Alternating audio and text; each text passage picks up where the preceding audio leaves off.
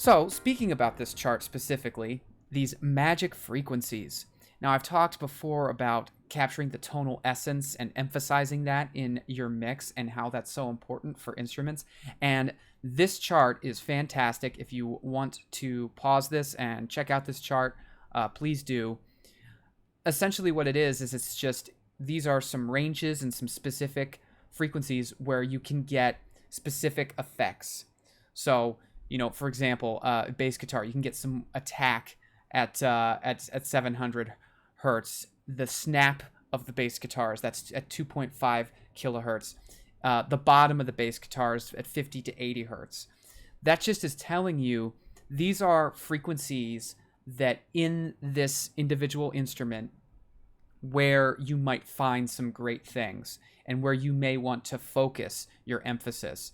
So if you're going to be making cuts or making boosts, additive or subtractive EQing, whatever you're doing, focusing around these can be really helpful. And then, of course, we even have voice, where it's fullness at 120, boomy at 240, presence at 5K, sibilance 4 to 7K, air at 10 to 15. Again, every voice is different, though, so don't assume that these are all going to be the same. If you mix a vocalist, whether it's yourself or someone else, you may find that they have different qualities to their voice at different frequencies that are outside of these, but these are good places to start. So that's that chart. Another chart I wanted to put up here. I've got two charts. All right, so I'll pull this one. So here is another one, and this one, again, this is a guide for where the tones of these instruments are. So you have your bass drum, your snare, toms, cymbals, all that good stuff.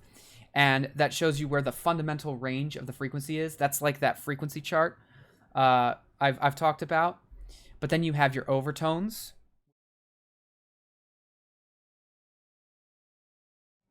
And then this EQ guide that shows you where the body, where there's things that are boxy, or where you can get slap or boomy. These are just different terms. Don't get so wrapped up in, oh, what is boomy, what is this, what is honky, what is all that. These are just words to describe, to attempt to describe sound, so don't get too wrapped up in them. But if you again want to pause it here and look at this, this has some great stuff. I also have posted these charts on Recording Excellence Facebook page, so if you ever want to check them out, you can just go there. So this is just another example of a chart here. And then the last chart, I wanted to just talk about some EQ ranges and effects. So these are just general. It's not based on a specific instrument, but this is just a way of thinking about your frequency spectrum from low to high. So these are the sub bass. That's where like more power, and then of course too much makes it sound muddy. Obviously, that's why a lot of the roll-offs we do, get rid of that mud because you don't need it. 60 to 250, that's your rhythmic section. It can help make your mix, your music fatter if you have more boosts. But if you put too much, then you can get that boomy sound that's like, ugh, not good. Then you have your low mids. This contains the low order harmonics of most instruments. There you go, some recommendations on boosting, or boosting 1 to 2K. That sounds tinny. Another suggestion here is for Headroom. If you want to make cuts here, this generally is a problematic area, which kind of adds a lot of gain. So if you make some cuts, that can help preserve some headroom. This also tends to be a range that a lot of people like to make some cuts in. Those low mids, they're often called pesky low mids. Then you have your high mids. That's M, B, and V. Too much causes listener fatigue. So if you boost too much of that and you have a mix that's too heavy on these frequency ranges, you're going to get people wearing out.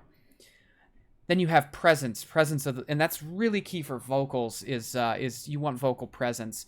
So, and of course for other instruments, but 4 to 6K, that really can add some presence to it. Obviously, there are different ways to add presence when you talk about effects and other things. And then 6 to 16K, that's your brilliance and your clarity. That's your top end. Too much causes vocal sibilance, but it also can just be harsh and kind of grating. So if you are boosting too much there or not taking enough off, again, this is somewhere where, depending on your instrument, I might suggest a low pass filter to just cut those off, especially if the instruments don't need those frequencies necessarily, or you have too much high end.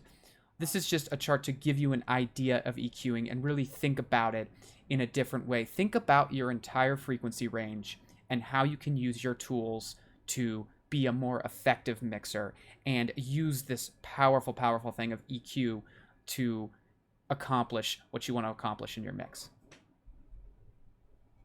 Thanks, Dylan.